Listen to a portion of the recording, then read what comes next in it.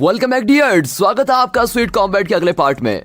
दोस्तों, कहानी को पूरा समझने के लिए पिछला एपिसोड जरूर देखेगा। तो पिछले एपिसोड में फेंग्यू और मिंगटैन कॉलेज के प्रिंसिपल से मिलने गए थे। उनकी बातें सुनकर प्रिंसिपल फेंग्यू को डांटते हैं कि मिंगटैन से पूछे बिना तुमने मैच में उसको कैसे चुना, तुम्हें एक बार उसको पूछ लेना चाहिए था। इतना ही नहीं, वो मिंगटैन को भी डांटते हैं। ऊपर से मिंगटैन ने कॉलेज से ट्रांसफर मांगा होता है, लेकिन प्रिंसिपल उसको भी रिजेक्ट कर देते हैं और ये सुनकर मिंगटैन बड़ा ही शॉक हो जाता है। तब प्रिंसिपल कहते हैं कि तुम दोनों हमेशा लड़ते रहते हो, इसलिए मैं तुमको पनिशमेंट दे रहा हूँ। और उनका पनिशमेंट ये होता है कि दोनों को मिलकर स्विमिंग पूल एरिया को साफ करना है और इन दोनों पर नजर रखने के लिए एक रेफरी को भी अपॉइंट किया जाता है।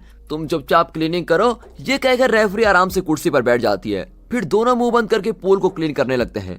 लेकिन कुछ ही देर बाद फेंग्यू मिंगटैन पर पानी फेंकती है और मिंगटैन मुड़कर देखता है, लेकिन रेफरी बैठी बैठी सो रही होती है। और अब मिंगटैन सोचता है कि मैं चुप क्यों रहूं, और बदले में मिंगटैन भी फेंग्यू पर पानी फेंक देता है और इस तरह दोनों लड़ रहे होते हैं। तभी अचानक रेफरी की नींद खुल जाती है और इनको देखकर वो डांटती है कि तुम्हारी लड़ाई रोकने के लिए तो प्रिंसिपल ने तुमको पनिश किया था और तुम दोनों पनिशमेंट में भी लड़ रहे हो। फिर वो दोनों के पैर साथ में बांध देती है और कहती है कि अब देखती हूँ कैसे लड़ते हो। अब दोनों ठीक से चल भी नहीं पाते और बार बार गिर रहे होते हैं। और तब मिंगटैन एक आइडिया देता है कि जब मैं 1 कहूँ तो तुम वाला पैर आगे रखना और 2 कहने पर हम दोनों ये वाला पैर आगे रखेंगे। फिर वे 1 2 1 2 कहकर उस पूल को क्लीन करने लगते हैं। अब पूल साफ करने के बाद दोनों बहुत थके होते हैं और वहीं बैठकर सो भी जाते हैं। लेकिन फेंग्यू झट से जाग जाती है और देखती है कि मिंगटैन बड़ी गहरी नींद में है। अब वो मिंगटैन की आंख, नाक और मुंह को एक पेंटिंग की तरह निहार रही होती है। फिर उसकी नजर मिंगटैन के गले पर पड़ती है, जहां उसका बड़ा एडम एप्पल नजर आता है। फेंग्यू उससे बहुत ही ज्यादा अट्रैक्ट हो जाती है और उसको टच करने में मिंगटैन के पास जाती है। इतने में मिंगटैन उठ जाता है और पूछता है, ये तुम क्या करने वाली थी? फेंग्यू कहती है कि वो तुम्हारे गले में कीड़े जैसा कुछ रेंग रहा था, मैंने उसको हटा दिया। मैं तो तुम्हारी मदद कर रही थी यार। और फिर वो पैर की डोरी खोलकर भाग जाती है। अब मिंगटैन सोच में पड़ जाता है कि ये मेरे पास आई क्यों थी, कहीं मेरा गला दबाकर मुझको मारना तो नहीं चाहती थी। यहाँ ये सीन कट होता है और अब अगले शॉट में दिखाते हैं कि सुनहाओ अपने कॉलेज की बॉक्सिंग रिंग में खड़ा होता है। तभी वहाँ पर जाओमी आती है। सुनहाओ पूछता है कि तुम और यहाँ पर?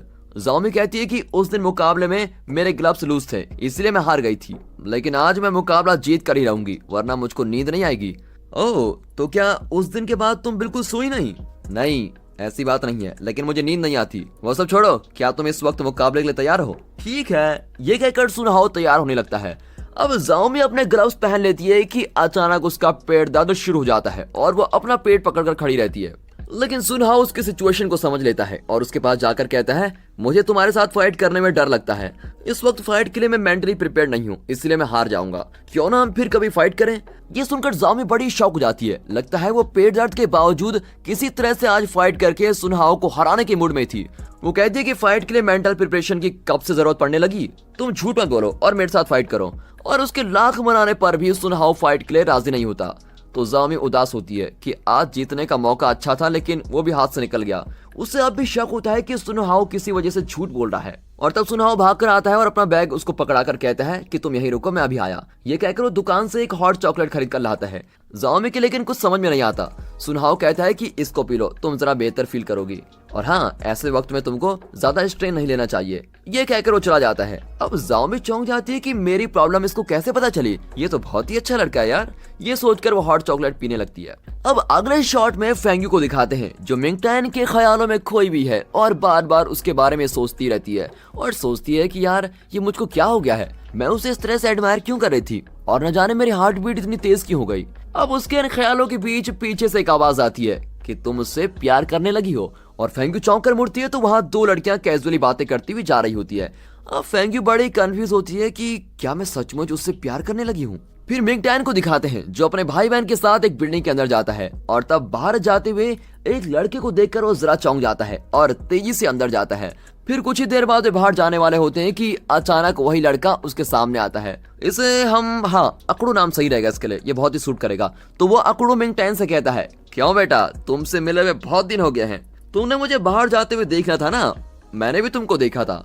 और अब मिंग टैन दोनों बच्चों को अपने पास सेव कर लेता है। तो अकड़ू कहता है मैं तुमको बहुत ही मिस करता हूँ यार, याद है हाई स्कूल में सैंडबैग की जगह मैं तुमको पंच किया करता था और अपनी प्रैक्टिस करता था। मुझसे तुमने इतनी मार खाई है कि पूछो मत, और मैं चाहता हूँ कि तुम हमेशा मेरे साथ रहो ताकि मैं हमेशा अपने पंचेस प्रैक्टिस तुम पर कर सकूं। मैंने तो सुना है तुम ज़ैंगजी स्पोर्ट्स कॉलेज में पढ़ते हो, लेकिन तुम्हें वहाँ पर एडमिशन कैसे मिला? कहीं तुम जादू से एथलीट तो नहीं बन गए? मैं तो ये सुनकर शॉक हो गया कि तुम वहाँ की चैंपियन फेंग्यू से मुकाबला करने वाले हो। अरे तुम में इतनी हिम्मत कहाँ से आ गई? और इस तरह वो बात करके मिंग टैन को नीचे दिखाने की कोशिश कर रहा होता है। दरअसल ये अकड़ू हाई स्कूल में मिंग टैन को बुरी तरह से बुली करता था और अब ये सुनहाओ के कॉलेज में ही पढ़ता है। फिर वो अकड़ू कहता है कि पुरानी यादें ताजा करने के लिए मैं तुमको 2-3 पंचेस तो जरूर मारूंगा। और ये सुनकर मिंग टैन का भाई गुस्से में अकड़ू को मारने जाता है, लेकिन अकड़ू उस बच्चे की गर्दन पकड़कर कहता है कि छोटू तुम्हारी जितनी हिम्मत भी तुम्हारे भाई के पास नहीं है। अब इस पर मिंग टैन अपनी मुट्ठी कस लेता है, लेकिन वो लड़ाई नहीं करना चाहता, इसलिए वो खुद को कंट्रोल करके अकड़ू से विनती करता है कि प्लीज उसे छोड़ दो। अकड़ू कहता है देख लो छोटू, तुम्हारा भाई तुमको छुड़ाने के लिए भी लड़ने के लिए तैयार नहीं है। चलो कोई बात नहीं, तुम्हारा रोना धोना सुनकर मुझको जरा बड़ा मजा आया। अब मेरे सामने घुटने टेक कर भीख मांगो, तब जाकर मैं छोटू को छोड़ूंगा। अब मिंग टैन बेचारा बहुत ही परेशान होता है, लेकिन भाई को बचाने के लिए वो घुटनों पर बैठकर रिक्वेस्ट करता है कि प्लीज मेरे भाई को छोड़ दो यार। लेकिन अकड़ू उसको लात मारता है और उसके भाई को छोड़कर वहां से चला जाता है। फिर मिंग टैन अपने भाई की गर्दन देखने आता है, पर उसका भाई गुस्से में कहता है कि मुझे मत छुओ, लेकिन मिंग टैन उसको कुछ नहीं कहता। अब अगले सीन में अकड़ू को दिखाते हैं, जो मन ही मन सोचता है कि अगर इस तरह अकड़ कर रहूंगा तभी लोग मुझसे डरेंगे और मेरी रिस्पेक्ट करेंगे। बचपन में मुझे कई तगड़े लड़कों ने मारा था और अब मैं उनकी तरह सबको अपनी ताकत दिखाऊंगा, तभी सब मुझको दिलेर समझेंगे। तभी सुनहाओ और जियाओ फेंग हाथ पकड़कर चल रहे होते हैं। सुनहाओ को देखकर अकड़ू सोचता है कि मैं भी इसी की तरह चैंपियन बनना चाहता हूँ। तभी तो कॉलेज के पहले दिन ही मैंने बॉक्सिंग क्लब ज्वाइन कर ली थी। दोस्तों लगता है बचपन में इसने कईयों से मार खाई थी और उसी का बदला लेने के लिए अब ये हर किसी को पीटना चाहता है और खुद को स्ट्रॉन्ग साबित करना चाहता है। अब रात हो जाती है और मिंग टैन को दिखाते हैं। अकड़ू की हरकतों से वो बहुत ही गुस्से में होता है, लेकिन फिर भी खुद को कंट्रोल करता है। अब सोने से पहले छोटू उससे पूछता है क्या ये सच है कि वो लड़का आपको हाई स्कूल में मारा करता था? आप उससे लड़े क्यों नहीं? देखो छोटू, लड़ने से कुछ नहीं होता, उससे यहाँ पर कुछ भी नहीं बदलेगा, इसलिए मैंने फाइट नहीं की। आप झूठ बोल रहे हैं भैया, हमें तो आप हमेशा स्ट्रॉन्ग रहने को कहते हैं और जब आपकी बारी आई तो आप उल्टा कह रहे हैं। तब मिंग टैन ऊंची आवाज में कहता है कि अगर मैंने फाइट की होती और मुझे कुछ हो जाता तो तुम दोनों को कौन संभालता? क्या तुम्हें पता है कि माँ हमको इसलिए छोड़कर चली गई क्योंकि पापा फाइटर थे और किसी वजह से बहुत ही शराब पीने लगे थे? ये सब तुम्हारी समझ में नहीं आएगा, आइंदा से ऐसे सवाल कभी मत पूछना, समझे? और फिर भाई की ऐसी डांट सुनकर छोटू रोता हुआ वहां से भाग जाता है। तब मिंग टैन को फेंग्यू की बात याद आती है कि तुम बॉक्सिंग की ट्रेनिंग क्यों नहीं ले लेते? लेकिन क्या ये बॉक्सिंग क्लब ज्वाइन करके ट्रेनिंग लेगा, ये तो आगे जाकर ही पता चलेगा। अब अगले सीन में बायूनो बॉक्सिंग क्लब में ट्रेनिंग के लिए शानदार एंट्री करता है और आते ही वो अपने कपड़े उतारकर पूरे शरीर में तेल लगा लेता है और बॉडी बिल्डर की तरह अपने आर्म्स दिखाने लगता है।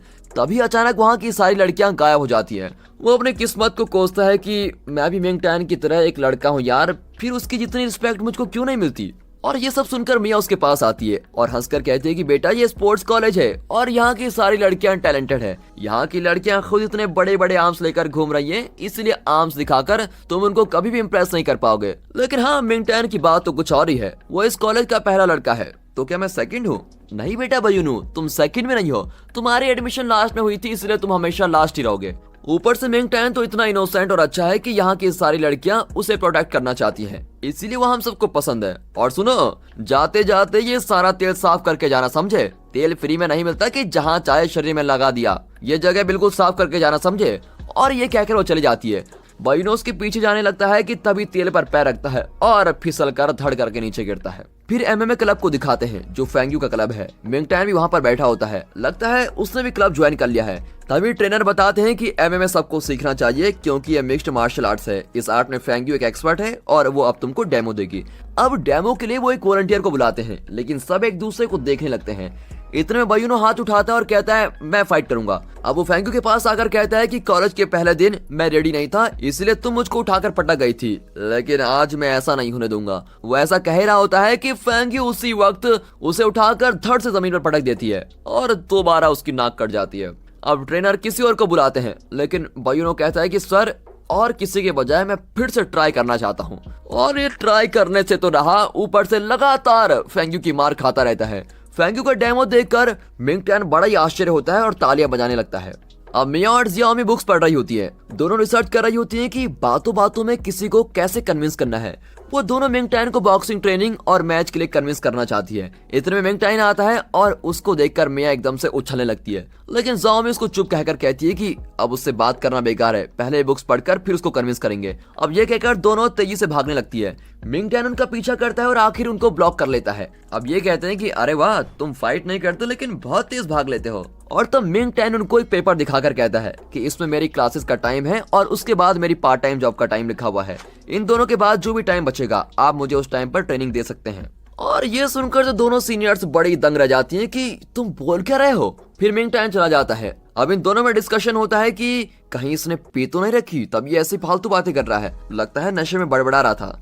फिर दोनों उस पेपर को देखती हैं तो उसमें कोई फ्री टाइम ही नहीं होता। लगता है मिंगटैन राउंड द क्लॉक कोई ना कोई काम करता ही रहता है। और अब दोनों कंफ्यूज होती हैं कि इसे ट्रेनिंग किस टाइम पर देनी है। और दोस्तों इसी के साथ ये एपिसोड यहाँ पर खत्म होता है। अगला एपिसोड जल्द ही हम लेकर आ रहे हैं। और ये सीरीज आपको पसंद आ रही है तो वीडियो को लाइक, चैनल को सब्सक्राइब अभी कर दें दोस्तों। और फिर मिलेंगे अगली वीडियो में, तब तक के लिए good bye and peace and.